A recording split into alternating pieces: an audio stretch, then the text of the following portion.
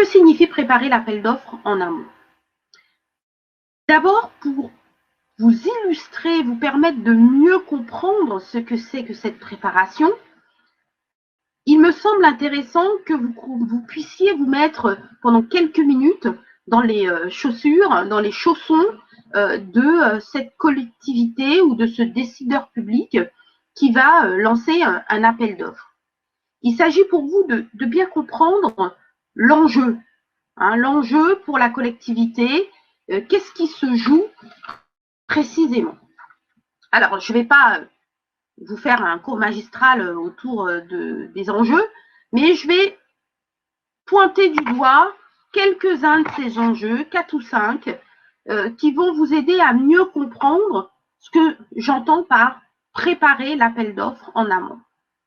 Donc, lorsque l'on est un décideur public et que l'on a besoin d'une prestation, que ce soit un produit, que ce soit une solution, que ce soit un service, on a une pression quand même.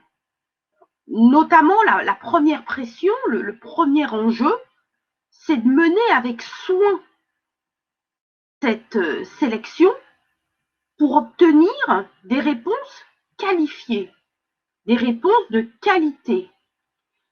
Je peux donner l'impression d'ouvrir une porte déjà ouverte, mais c'est très important de bien comprendre que le décideur, il doit être certain que les réponses qui lui sont proposées correspondent bien à son besoin et que la réponse est qualitative par rapport à son besoin.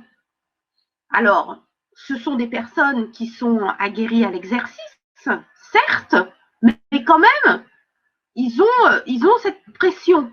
Donc, ça veut dire que vous, l'entreprise innovante, vous allez devoir mettre un soin particulier dans la réponse en tenant compte du besoin et vraiment en détaillant la réponse et en apportant toutes les réponses aux questionnements possibles et imaginables, et notamment aussi en détaillant bien les aspects tarifaires. C'est important. Donc, ça veut dire qu'il y a toute une préparation avant de répondre à l'appel d'offres. Bien comprendre le besoin de la collectivité à laquelle on s'adresse et s'assurer qu'on va pouvoir faire une réponse qui sera techniquement bien en phase. Il faut savoir que pour le décideur public, ce travail est chronophage. Et que lui, il faut qu'il y ait un bon rapport efficacité-qualité. Donc, il sera sensible à la méthodologie et à la qualité des infos et de l'expertise que vous allez pouvoir apporter. Donc, en amont, si vous êtes déjà capable, avant appel d'offres, peut-être y aura-t-il un appel d'offres, peut-être il n'y aura pas d'appel d'offres, mais si vous avez été capable déjà en amont, en rencontrant le décideur public, l'élu, son réseau, d'amener cette méthodologie, d'amener de l'expertise, ça va vous donner quelques points d'avance sur vos concurrents. C'est évident. Deuxième point, cette procédure qui est de se dire je vais faire un appel d'offres et donc je vais produire un cahier des charges, ou peut-être je vais trouver un fournisseur avec lequel je vais pouvoir travailler dans un dispositif qui m'évite de faire l'appel d'offres. Cette procédure doit permettre à la collectivité de choisir le fournisseur le plus à même de fournir la bonne prestation. Là, je me remets dans les chaussons du décideur public. Le décideur public, il a cette pression. Là aussi, il ne doit pas se tromper de fournisseur. D'autant plus s'il choisit d'actionner un dispositif qui n'oblige pas à l'appel d'offres. Quand il y a un appel d'offres, il y a une décision collégiale. Donc forcément, pour le décideur, la décision est collégiale, elle est plus diluée. Par contre, le décideur qui va être amené dans un cadre d'un dispositif, on pourra en parler des dispositifs possibles et imaginables. Stéphane, qui est en ligne, pourra vous en dire éventuellement un peu plus sur ces dispositifs hors appel d'offres. Bah, il prend un risque, le décideur public. Il faut qu'il s'assure que son sourcing est de bonne qualité. Alors, le sourcing, c'est toujours pareil. Comme tout à l'heure, c'est chronophage. Pour lui, le plus facile, la situation la plus facile, c'est quand déjà un certain nombre d'entreprises innovantes se sont positionnées, pour peu que le dirigeant ait pris la peine déjà de rencontrer le décideur, de rencontrer l'élu, il a déjà, ça lui facilite la tâche. Donc, il y a aussi cet aspect-là qu'il faut prendre en compte. Et vous, entreprise innovante, lorsque vous préparez l'appel d'offres en amont, vous devez avoir cela en tête. D'accord? Si vous facilitez la tâche aux décideurs publics en termes de sourcing, ben là aussi, ça vous permet d'avoir un point ou deux d'avance, peut-être. C'est plus simple pour lui déjà de regarder les contacts qui sont déjà sous ses yeux, plutôt que d'aller en chercher peut-être sur Internet ou dans un annuaire ou en faisant une démarche qui va lui prendre beaucoup de temps. Troisième point intéressant, ça veut donc dire, une fois de plus, qu'en amont, pour préparer l'appel d'offres, il faut se déplacer, il faut aller se positionner. D'accord? Sinon, tout ce que je raconte n'est pas possible. On a parlé tout à l'heure de la méthodologie. Je ne vais pas revenir sur le sujet de la méthodo parce que je pense que vous aurez compris que les décideurs publics, c'est des gens qui sont formatés. Hein, ils sont formatés, ils ont l'habitude de travailler selon des méthodologies très strictes, surtout dans le cadre de cahier des charges, appel d'offres. Donc, plus vous collez à leur méthodo, et plus c'est simple pour eux de travailler avec vous. Même si on n'est pas dans le cadre de l'appel d'offres, si vous connaissez leur code, ça va vous aider parce que tout simplement, vous allez parler la même langue. J'ai parlé tout à l'heure de sourcing. Effectivement, on s'aperçoit que les décideurs sont de plus en plus enclins à faire du sourcing, à chercher des fournisseurs hors du cadre des appels d'offres.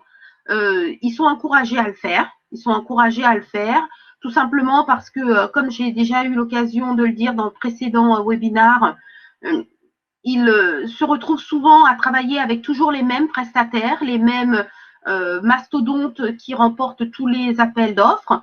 Et ils sont de plus en plus demandeurs d'acteurs locaux. Ils sont plus demandeurs d'entreprises innovantes type start-up en croissance.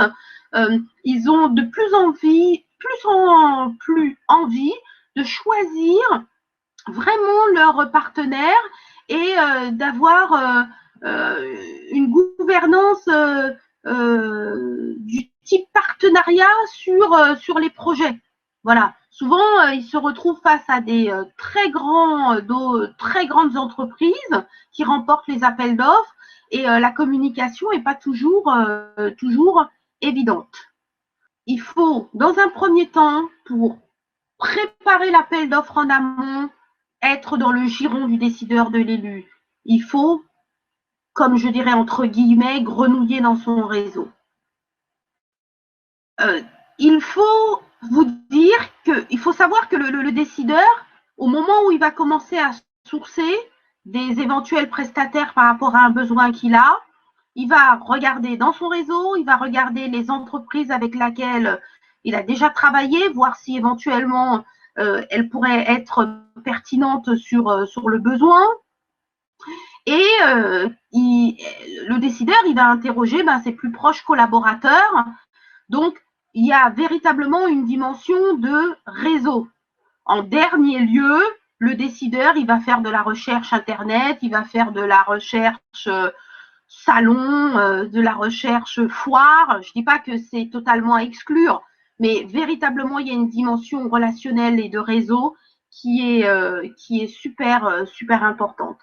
Et toute cette fameuse préparation de l'appel d'offres en amont, ça va être votre capacité à bien identifier le besoin. Pour ça, il faut être dans les réseaux qui vont bien, votre capacité à fournir de l'expertise, de l'information, du chiffrage, toutes les données que le décideur public n'a pas forcément toujours. Hein. Il ne faut pas penser que tous les décideurs publics sont des experts sur tous les sujets, ne sont pas forcément toujours experts sur le photovoltaïque, experts sur, que dis-je, sur le bio. Donc, ils ont vraiment besoin d'aide, ils ont besoin de soutien. Donc, une entreprise qui saura approcher les décideurs et les élus et se rendre utile, voire indispensable en termes d'apport d'expertise, c'est une entreprise qui pourra bénéficier plus facilement de marché. C'est évident. Une autre dimension dans la préparation de l'appel d'offres en amont, c'est la bonne compréhension des critères de sélection de la collectivité. C'est important de savoir évidemment comment la collectivité, au final, va sélectionner les critères clés sur lesquels elle va sélectionner son fournisseur, son prestataire. Et là aussi, c'est toujours, il y a la version je dirais, entre guillemets, officielle, c'est-à-dire ce qui est écrit sur le papier. Et puis, il y a toujours ce que vous allez apprendre si vous êtes entré dans le réseau des décideurs, si vous êtes rentré dans le réseau de l'élu. Vous allez certainement découvrir des motivations profondes qui peut-être n'étaient pas affichées dans la littérature officielle.